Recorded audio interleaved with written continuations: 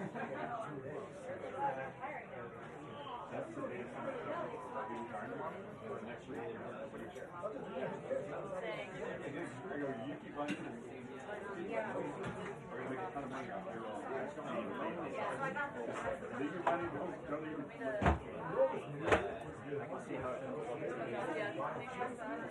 can go get it because that's exactly right.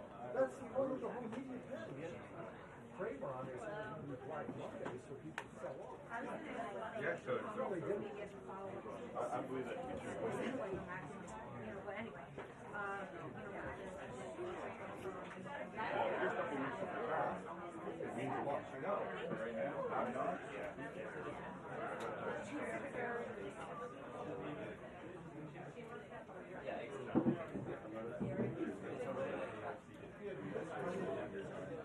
Of course.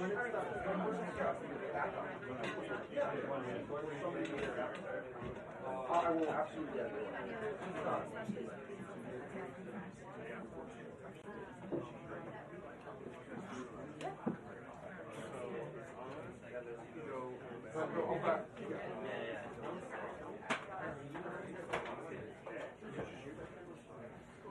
no pads. I'm just here testing it. Yeah. Okay, you got any questions or you want to Make sure he has this. I will absolutely not do it.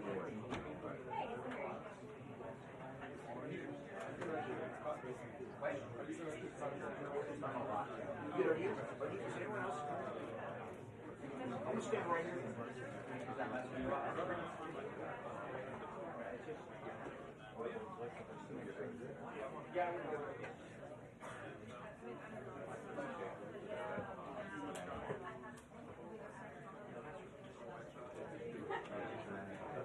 Would it be better for you if I just stand there?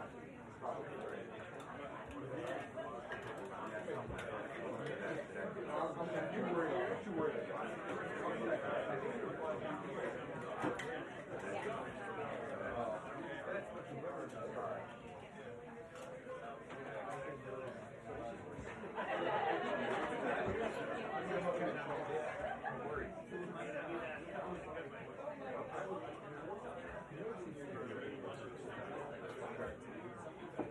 Scouts used to move my school.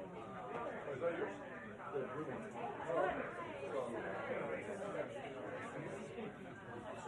That's your thing right there.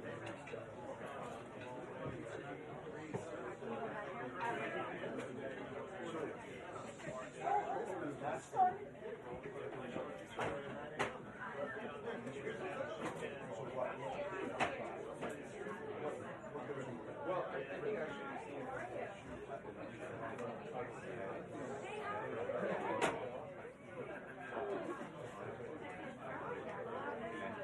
sometimes you have something else, but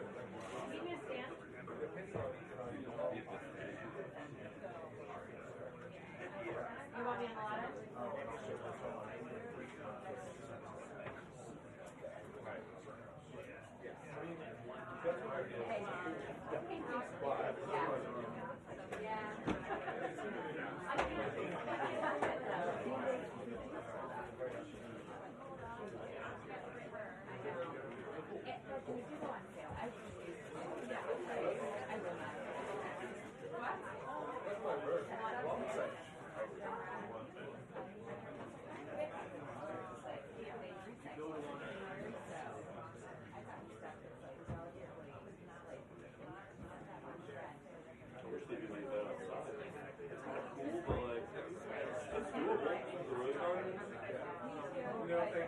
Is that a bad idea? every day.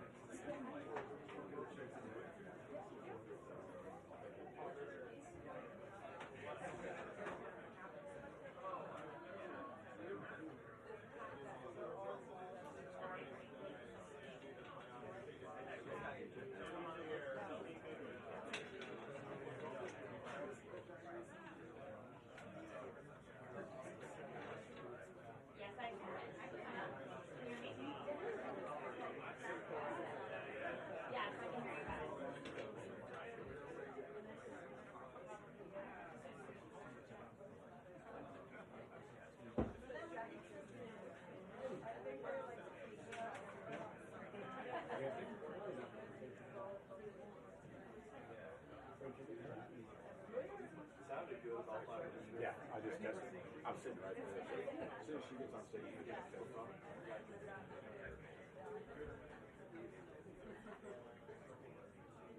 Are you going to be able to call me?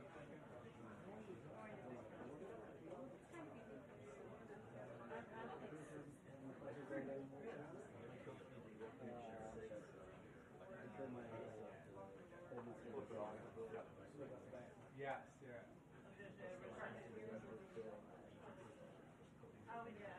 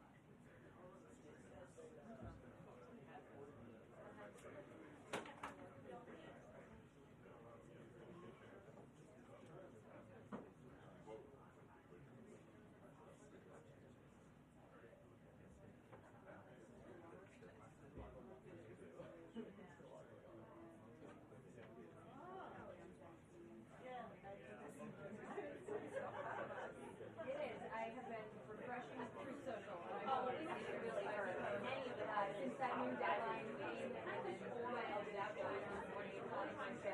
emphasize that the U.S. has responded by putting into effect an additional 50% tariff on Chinese imports, bringing the total to 104%, and that those tariffs will be collected beginning tomorrow. Now, the market did begin to rally on that positive news that some major trading partners, South Korea and Japan, were coming to the table offering a deal with the president, but we also have been hearing some cautioning from the Treasury Secretary that these negotiations are going to be happening individually with countries.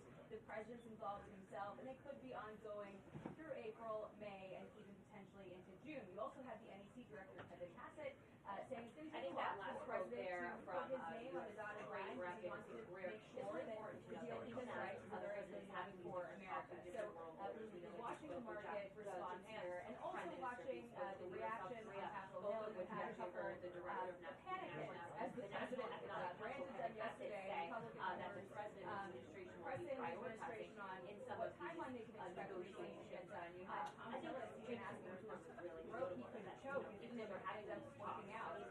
We also have other news on other fronts, including Iran and that's set to begin this weekend. Israel saying that they would accept an agreement that included exploding Iran's nuclear facilities, so maybe tensions there as well. And then also budget perhaps would the president perhaps think about the White House and concerns about that. But as we get to today, today that does not seem to be the plan. And look, when I have these conversations with White House officials, Trump administration officials, about some of the behind the scenes on this, they say they really want these different world leaders to bring good plans to the table. Only then will the president make deals. And so I think we have to see really what those could yield, but many of them saying it won't happen immediately necessarily because he's going to be working them out in these different conversations with different leaders. Boris, Brianna?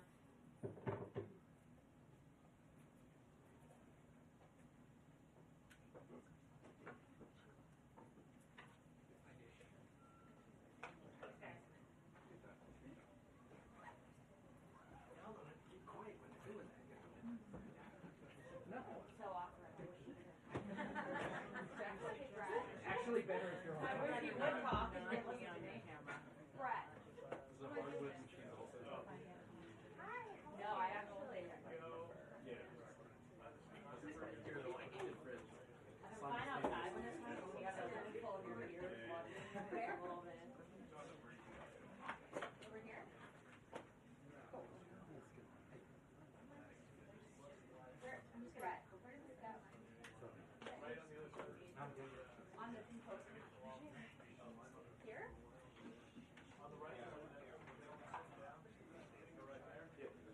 Yeah, down here. Thank you.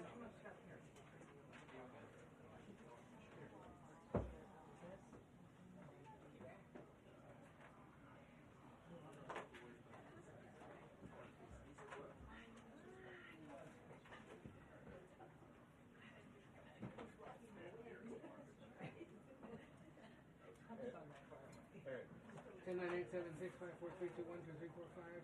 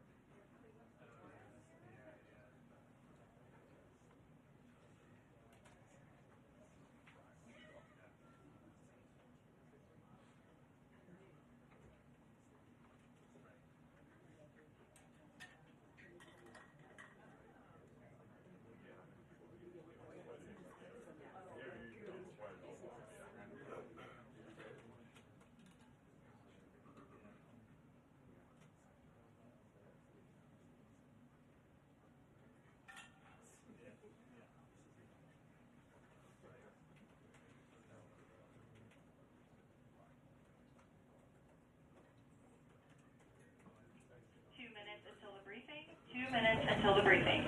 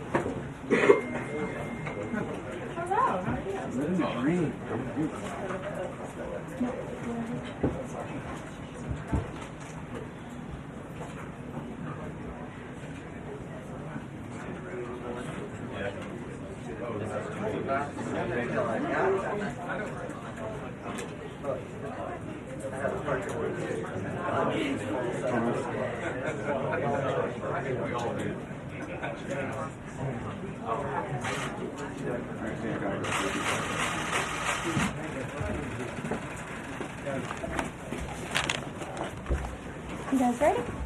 Great. Good afternoon, everybody. How are we? Good to see you all. I have a few announcements off the top today. On April 14th, President Trump will welcome President Bukele of El Salvador for an official working visit here at the White House. They will discuss El Salvador's partnership on using their Supermax prison for Tren de Aragua and MS-13 gang members, and how El Salvador's cooperation with the United States has become a model for others to work with this administration. On April 17th, President Trump will welcome Prime Minister Giorgia Meloni of Italy for an official working visit at the White House as well. The president's thoughts also remain with the families and communities experiencing devastating loss from the severe storms and flooding affected several states across the central U.S. President Trump approved emergency declarations for Arkansas, Kentucky, and Tennessee, allowing FEMA to provide federal assistance like equipment and resources to support state and local emergency response officials who are leading this response on the ground. Last night, the Supreme Court delivered a massive legal victory to the Trump administration and allowed us to continue removing foreign terrorist invaders under the Alien Enemies Act. This was a smackdown to a rogue left-wing, low-level district court judge who have relentlessly tried to stop President Trump from using his core constitutional powers as head of the executive branch and as commander-in-chief. The highest court in the land made it clear that the President of the United States has the power to protect our homeland and forcibly remove foreign terrorists who pose a grave threat to families and communities. Thank you to the Supreme Court for upholding the rule of law and protecting the Constitution. Our message to the monster Tren de Aragua and MS-13 terrorists still hiding illegally inside our country is clear. Deport yourself now, or you will be locked up and sent back to your home country. On another matter, the historic Liberation Day announcement last week by President Trump made it very clear that the era of American economic surrender is over. President Trump is no longer going to allow American workers and companies to be ripped off at the hands of foolish trade practices that shipped away millions of high-paying jobs and hollowed out communities across the country. It's America first, all the way. And despite fear-mongering by the media, the world is clearly responding to President Trump's approach. Just yesterday, President Trump held a bilateral meeting with Israeli Prime Minister Benjamin Netanyahu here at the White House. The Prime Minister pledged to immediately eliminate America's trade deficit with Israel and remove their trade barriers. Israel's proactive approach should serve as a model for the rest of the world. Also yesterday, the President spoke with Japan's Prime Minister, who wants to negotiate as well. The President also spoke to the acting President of South Korea this morning. He has tasked Secretary Bessent and U.S. Trade Representative Jamieson Greer to lead these talks. In total, since the Liberation Day announcement, nearly 70 countries have already reached out to the President to begin a negotiation. Countries are falling over themselves to reform their unfair trade practices and free open their markets to our country. Why? Because these countries greatly respect President Trump in the sheer power of the American market. These countries realize they've gotten filthy rich over the past few decades by imposing substantial tariffs on American-made products and ridiculous non-monetary barriers to block out American industry. The jig is up. Past American presidents sat by and let this happen, but President Trump stood up for our country, and he is saying no more. The president's message has been simple and consistent from the beginning. To countries around the world, bring us your best offers, and he will listen. Deals will only be made if they benefit American workers and address our nation's crippling trade deficits. America does not need other countries as much as other countries need us, and President Trump knows this. He's going to use the leverage of our markets and our country to the advantage of the people he was sworn in to represent. On the other hand, countries like China, who have chosen to retaliate and try to double down on their mistreatment of American workers, are making a mistake. President Trump has a spine of steel, and he will not break, and America will not break under his leadership. He is guided by a firm belief that America must be able to produce essential goods for our own people and export them to the rest of the world. A strong America cannot be solely dependent on foreign countries for our food, medicines, and critical minerals. And America must always maintain a robust defense supply chain. Reprioritizing and strengthening our manufacturing industry are essential national and economic security issues of the utmost importance to President Trump. By focusing on supercharging the onshoring of American manufacturing, the president is already delivering on his promise to usher in an economic golden age for our country. Just look at Friday's jobs report, which smashed expectations for the second straight month. The American economy added 228,000 jobs, nearly 100,000 more jobs than economists predicted, and the fourth highest month for private payroll growth in the past 2 years. There was also a sharp increase in transportation, construction, and warehousing employment. And in just 11 weeks, President Trump has secured more than $1.5 trillion in private sector investment. This is $500 billion more than Joe Biden secured in his entire term. This record-breaking private sector investment will create roughly 350,000 American jobs and counting. If you add up all of the investment pledges from foreign governments, President Trump has secured an incredible $5 trillion in total investments already. In the months ahead, President Trump's pro-growth economic agenda will be fully realized. The largest deregulatory effort in American history is underway. Unnecessary, burdensome, costly red tape is being eliminated by this entire federal government every day, driving down costs and massively boosting small businesses. So far, President Trump's deregulation effort has already saved Americans more than $180 billion, equivalent to $2,100 per family of 4. The president's drill baby drill energy agenda, which he will discuss later this evening in the East Room, is capitalizing on the abundance of natural resources under our feet to generate more affordable electricity, cheap gas, and quality new jobs. All of this will combine to end the Biden-imposed cost of living crisis that's absolutely crushed American families. Under President Trump, the American energy industry will lead the globe over the next century, delivering lower prices and significantly strengthening our country's economic position. At the president's direction, Republicans in Congress are working quickly to pass one big, beautiful bill, which will also include the largest tax cut in American history. As President Trump has said, the House must pass this budget resolution quickly. Here in our new media seat today, we have Jasmine Wright, the White House reporter for Notice. Notice is a nonprofit and nonpartisan news site which launched in early 2024. They've gained millions of readers across the country since. Newsroom's goal is both to inform readers and train the next generation of politics and policy journalists. They also partner with state newsrooms and to give local communities more knowledge of what their representatives are doing in Washington, D.C. With that, please kick us off, Jasmine. Thanks so much, Karoline. A couple questions for you. The first one being, can you explain the White House's evolution from this is not a negotiation on tariffs to countries should pitch us and start negotiations on tariffs? Sure. As the president said yesterday, Jasmine, both things can be true at the same time. And it is a non-negotiable position that the United States has faced a national security and economic crisis because of the unfair trade practices by countries around the world. As for the president, I have maintained this position. The entire administration has always said that President Trump is willing to pick up the phone and talk.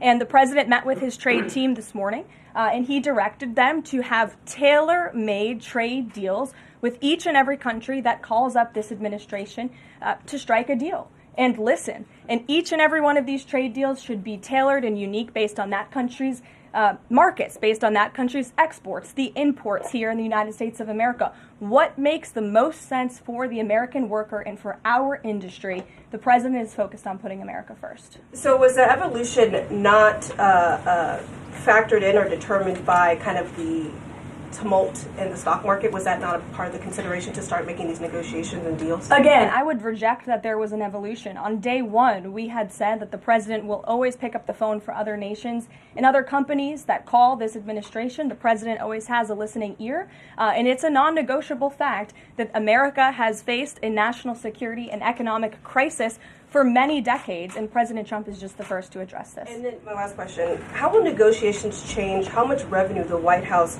is planning to make from the tariffs? Well, that has yet to be seen, but as the president said, the reciprocal tariffs, which will continue to go in effect as these deals are negotiated and ongoing, will generate trillions of dollars in revenue to the United States. And this is twofold. The president wants to onshore jobs here to the United States of America. He wants to boost our manufacturing industry.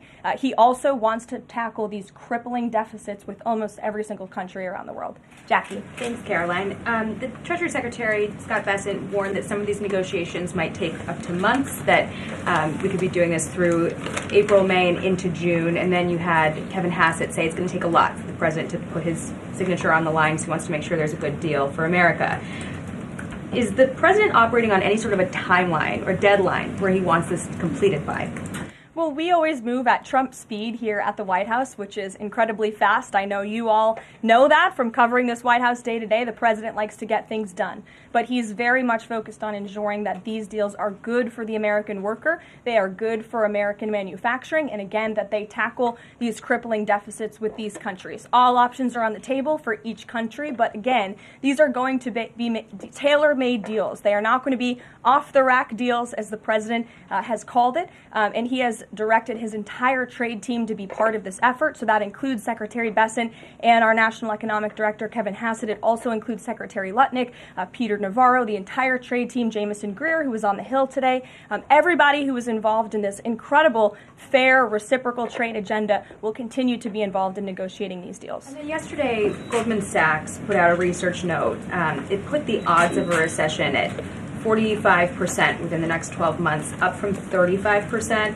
But Peter Navarro guaranteed last night no recession. Does the president agree with him on that? I know that the president in the past has been leery of making definitive statements on that. I can speak for the president, and I can speak for the optimism that he sees in our economy every day. Again, when you talk about the massive deregulatory efforts that are happening across the board, when you talk about how oil prices are down, gas prices are down, egg prices are down, we're cutting costs for the American worker, for the American consumer. We also see trillions of dollars of investments pouring into this country every day, and we're working hard now on the tariff side of the president's economic agenda. But don't forget, the next side of this is tax cuts, and we're counting on Capitol Hill to get those done, the largest tax cuts in history. Does that mean that without those tax cuts coming through, that the likelihood of a recession is greater? No, that's not what I said. I'm just saying be mindful of the whole of government economic approach that this administration is taking every day. Sure. Go ahead. Thank you, Karoline. You just said that one of the reasons these tariffs are going into effect is that some countries have been ripping off the United States, but some of the tariffs target countries like Madagascar, Bangladesh, with very high levels of poverty. So can you explain how the president wants to correct the deficit with those countries? Is there a plan, for example, to onshore the textile industry that these countries are known because, and, just like, can you be specific about those like low income? Sure. Well, first of all, the reciprocal tariff rates that were implemented by country were focused on the monetary tariff that those countries have imposed on the United States, but also the non-monetary tariff barriers and the regulations, if you will, that have been put into effect over the years, making it harder for America to export to these countries. These were very carefully crafted numbers. There was also a 10% baseline tariff across the board, as well, as you know. Moving forward, the president will talk to any country that picks up the phone to call, and I can tell you the phones have been ringing off the hook, wanting to talk to this administration, this president, and his trade team to try to strike a deal. And it's because the world knows that they need the United States of America. They need our markets. They need our consumer. The president has a lot of leverage on his side because he has the best economy and the best country in the world that he leads, and he knows that. And it's about dang time we finally have a president who uses that economic leverage to benefit American workers. And that's what the president is trying to do. Maggie. Karoline, thanks. Does the president endorse something that Howard Lutnick said on television this weekend, which was that the army of millions and millions of human beings screwing in little screws to make iPhones, that kind of thing is going to be moving to the U.S.? Is that how the president envisions manufacturing shifting? And if so, how long would that take, roughly? The president wants to increase manufacturing jobs here in the United States of America, but he's also looking at advanced technologies. He's also looking at AI and emerging fields that are growing around the world that the United States needs to be a leader in as well. So there's an array of diverse jobs, more traditional manufacturing jobs, as you discussed, but also jobs in advanced technologies. The president is looking at all of those. He wants them to come back home. But iPhones specifically, is that something that he thinks is the kind of technology that can move to the U.S.? Absolutely. He believes we have the labor, we have the workforce, we have the resources to do it. And as you know, Apple has invested $500 billion here in the United States. So if Apple didn't think the United States could do it, they probably wouldn't have put up that big chunk of change. Elena. Hi, Karoline. It's clear the president has gotten the world's attention with these tariffs. Is he considering at all potentially holding off on imposing some of them before the deadline, or maybe later reversing them because he's having these negotiations and having these good talks with other leaders? The president was asked and answered this yesterday. He said he's not considering an extension or a delay. I spoke to him before this briefing. That was not his mindset. He expects that these tariffs are going to go into effect. And you said something very important, Elena, in your question. You said the president has captivated the attention of the world. Absolutely he has. And it's about time we have a president in the Oval Office who is putting the world on notice and is putting the American people first and, again, is using the leverage of the United States to negotiate good trade deals. Just a quick follow-up. Sure. There's been some public sparring between Elon Musk and the president's trade advisor, Peter Navarro, on some of these tariffs. Musk actually referred to Navarro today as being, quote, dumber than a sack of bricks. Are you at all, or is the administration, the president, all concerned that this is maybe impacting the public's understanding of these tariffs? It might be messing with the message on it? No, look, these are obviously two individuals who have very different views on trade and on tariffs. Boys will be boys, and we will let their public sparring continue. And you guys should all be very grateful that we have the most transparent administration in history. And I think it also speaks to the president's willingness to hear from all sides, that he has people at the highest levels of this government in this White House who have very diverse opinions on very diverse issues, but the president takes all opinions in mind and then he makes the best decision based on the best interests of the American public. Deanna. Thanks, Caroline. On Truth Social today, Trump was talking about one-stop shopping talks with foreign leaders, bringing leaders to the U.S., to Washington, and talking to them about tariffs, but also other topics. So is that part of his strategy to bring the leaders to Washington and trying to get deals, outside of tariffs on foreign policy issues as well? I think the president, again, is going to have a custom, tailor-made approach to each and every country. And if that means discussions of foreign aid, of our military presence in these countries, how those troops are paid for, come to the table, that could be part of the negotiation in these economic negotiations. But it's the president's economic team who will be leading these.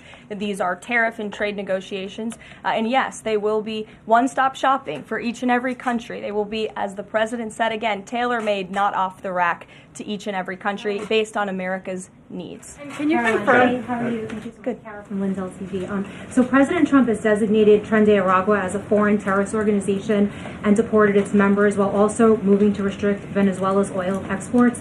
Is the administration preparing additional military or economic actions against Venezuela and the Maduro regime? And my second question is about Supreme Court Justice Amy Coney Barrett. Is the administration have a comment on her decision to go with the liberals and go actually with the Tren de Araguas?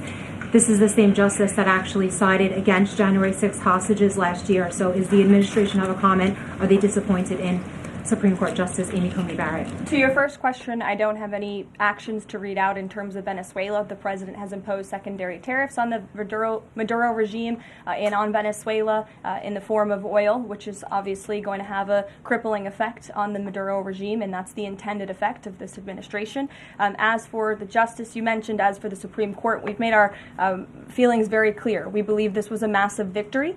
Certainly, we wish this was a 9-0 decision because we firmly believe that the president was well within his constitutional authority, and the Supreme Court made that very clear last night, and they put Judge Boasberg in his place. We called on the Supreme Court to rein in these judges who are acting as judicial activists, not real arbiters of the truth and the law, and that's exactly what we saw the Supreme Court do yesterday.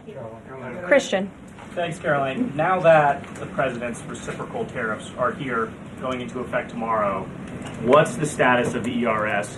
When will they actually start collecting revenue? And will that be nested under CBP or somewhere else entirely? Something Secretary Lutnick has taken up, so I defer you to the Department of Commerce, but it's something that he and the president believe quite strongly in, and it's a promise that they intend to keep to the American people. Real quickly, can you explain why the president opted to send Secretary Hegseth to the dignified transfer last week instead of attending himself? Sure. The Secretary Hegseth was there to represent the administration. The president has expressed his condolences to these families, as have I from this podium. Shelby. Thank you. The president's trade representative this morning told senators that the president does not intend on carving out exemptions for products and companies when it comes to tariffs. But would the administration consider changing that stance should bankruptcies begin among U.S. companies who are dependent on China trade? I won't get ahead of the president on any exemptions or his decision on that. I will leave that to him. But again, we're looking at this country by country and based on the needs of the American people and the American workforce. And one more, can you walk us through how this specific tariff plan was decided on and which advisor came up with it? The reciprocal tariff plan? Yes. It was a plan that was discussed by the president's entire trade team over the course of many, many meetings, and the president ultimately decided on which way to go. A few proposals were given to the president. There was debate and discussion, and the president made his decision. And as you've seen very publicly, the entire trade team is on board with this plan and the negotiations that will ensue because of it. Sure. Karoline, on Iran, given what's going to be happening on Saturday, what exactly is the current administration doing to stop Iran's funding of terrorist aggression worldwide that the previous administration wasn't doing? Well, first of all, when it comes to Saturday, I won't get ahead of the president. He has said there will be direct talks with Iran on Saturday. I won't further any details from this podium for obvious reasons, security reasons. It will, provide an update as we always have. However, when it comes to Iran, the president has reimposed crippling sanctions on the Iranian regime, and he's made it very clear to Iran they have a choice to make. You can strike a deal with the president, you can negotiate, or there will be hell to pay. And as the president said yesterday, if they don't choose to move forward with diplomacy and a deal, which is the direction we do see them headed in, there will be grave consequences to pay. The back row. Thank you, Caroline. On the president's threat yesterday on social media to increase tariffs against China by an additional 50% in response to their retaliation, has he signed anything in terms of an executive order, any documentation around that? Will that additional 50% go into effect tomorrow? They will be going into effect at 12:01 a.m. tonight, so effectively tomorrow, yes. Work on that today? Of course, as always. To the gentleman in front of you, because that's who I originally called on. Go ahead. Over the weekend, President Trump said that he would be willing to have U.S. citizens deported to El Salvador with the cooperation of President Bukele. How would that work legally, and how many people would potentially be available for that operation? So the president has discussed this idea quite a few times publicly. He's also discussed it privately. You're referring to the president's idea for American citizens to potentially be deported. These would be heinous, violent criminals who have broken our nation's laws repeatedly. And these are violent, repeat offenders in American streets. The president has said, if it's legal, right? If there is a legal pathway to do that, he's not sure. We are not sure if there is. It's an idea that he has simply floated and has discussed very publicly as in the effort of transparency. Reagan. Thank you, Caroline. There's been more reporting coming out now about President Biden's decline while in the White House. Is the White House considering releasing the audio of Biden's interview with Special Counsel Robert Hur to the public, which the former president had previously blocked? I don't have an update on that, but I can certainly check. I think the American people would be quite interested to hear that tape, but I'll double check on the release of it. Thank you. Michael. Thank you, Caroline. On Saturday, during meetings with Iran, President Trump says high-level officials will be meeting directly with Iranian officials. We're hearing some pushback from Iran now saying those talks will be indirect. Can you clarify? They will be direct talks on Saturday, and I won't get ahead of the president on any further details. Jennifer.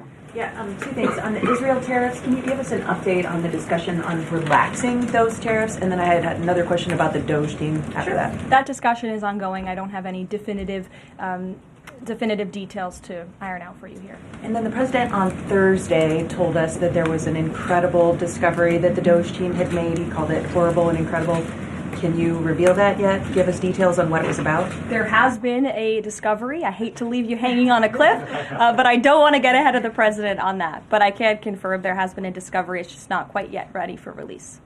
Sure. Go ahead. Caroline, thank you. I was calling on the young lady behind you, but I'll come to you after, Ed. All right. Not discriminating here. The president's meeting today with House Republicans. Can you say who is in that meeting and his message to Republicans that are skeptical of the Senate-passed budget framework?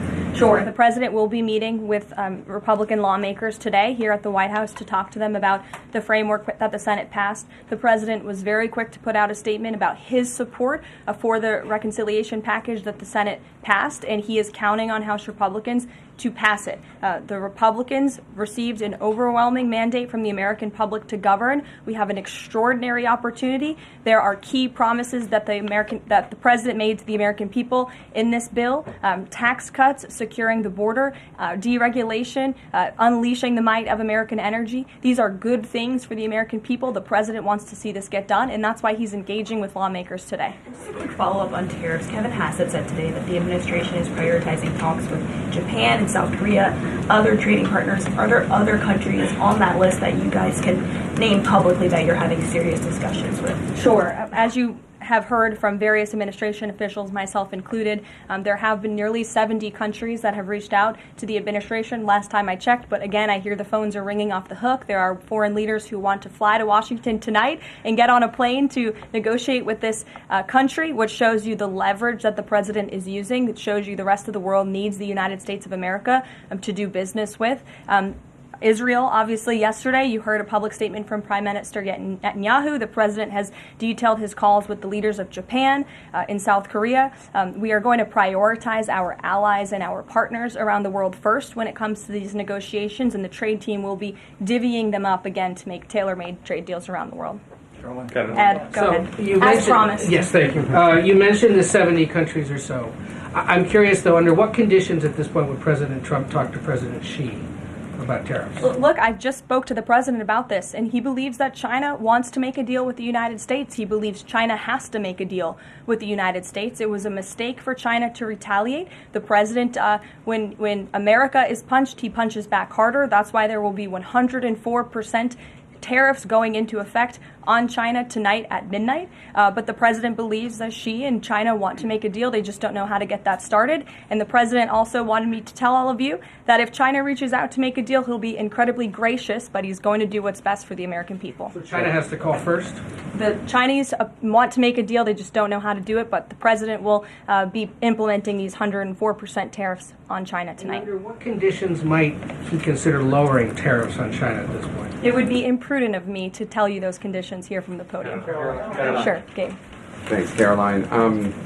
With regards to the Supreme Court ruling on the Alien Enemies Act, you're right, it was a win for the administration, but the justices also said that deportees are entitled to due process. Does the administration agree with that? That's not quite true, Gabe. They said that they are entitled to a habeas petition, and we are going to continue to comply with the law, and we are wholly confident that every single person that has been deported under the Alien Enemies Act, every person that will continue to be deported under the Alien Enemies Act qualifies for that deportation. NBC News is reporting that the administration is considering drone strikes on drug cartels in Mexico. We're citing several officials. This morning, Mexico's president was asked about that, and she said that we reject any of those actions. Your response?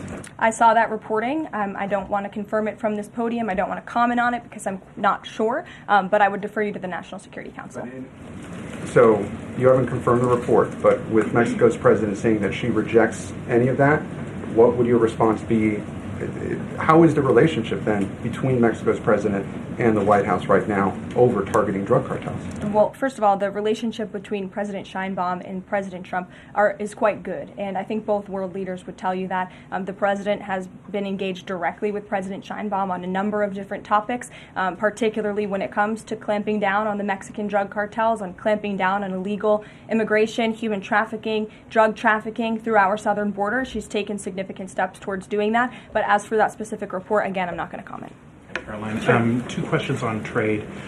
First, as a part of these negotiations, is it possible for countries to lower their tariffs below that 10% bare minimum that's been set? Again, I'll leave that to the president to make those determinations, but I can tell you that 10% universal baseline will go into effect as these negotiations are ongoing. Got it. And then what is your thinking just as far as low labor cost countries? Like if you've got a country like Vietnam that wants to negotiate, but obviously they have some advantages in terms of trade, in terms of the people there are not paid as much as American citizens. What is kind of the thinking? Can they still achieve a good kind of trade outcome with the United States? Well, again, again, you're right to point out that different countries have different labor markets. They have different skills, if you will, different resources, and the president is going to take all of that into account. His team will take all of that into account when they're negotiating these deals. I do just want to point out one thing, that the president, everybody in Washington, whether they want to admit it or not, knows that this president is right when it comes to tariffs and when it comes to trade. In fact, Democrats have long said that the United States of America has been ripped off by the countries around the world. They just don't want to admit it now because it's President Trump who is saying that. In June of 1996, Nancy Pelosi spoke on the House floor. She urged her colleagues at the time to fight against the status quo trade policies that had contributed to America's trade deficit with China. In fact, Nancy Pelosi said, "How far does China have to go? How much more repression? How big a trade deficit? How many jobs have to be lost for the American workers? How much dangerous proliferation has to exist before members of this House of Representatives will say, 'I will not endorse the status quo'?" Those are the words of Nancy Pelosi in 1996. Well, President Trump is finally answering her call 27 years later. Nancy Pelosi can thank President Trump today for the 104% retaliatory tariff that will be going into effect on China. In 2007, Chuck Schumer spoke of our nation's crippling trade deficit, saying these are the kinds of records the American people don't want us to be breaking. The administration needs to move beyond words, take action now to reverse a trend that threatens our prospects for future economic growth. And Chuck Schumer said that in 2007. Finally, in 2025, President Trump is taking action. Recently defeated Democrat Sherrod Brown said on deficits in 2012 that our deficit then at China had reached an all-time high, and it was on pace to recede last year's record. The trade deficit had cost American workers millions of jobs at the time. These are the words of Democrats years ago. It is about time America finally has a president who is taking action to restore those millions of jobs back to the United States of America, to boost our manufacturing industry. He's doing what's right for the American people. It will take a lot of labor. It will take a lot of effort. But that's exactly what the American people elected this president to do. He will be talking about our energy agenda at 3 o'clock today over in the East Room. As you all know, he will be signing a bill to unleash the might of our beautiful, clean coal industry in this country, which is a reliable energy source also for AI. There's a great story in Bloomberg today, actually, about the executive order that will be signed later. So we'll see you all there. I'll let the president speak more. We'll see you later. Thanks, guys. Thank you. Thank you.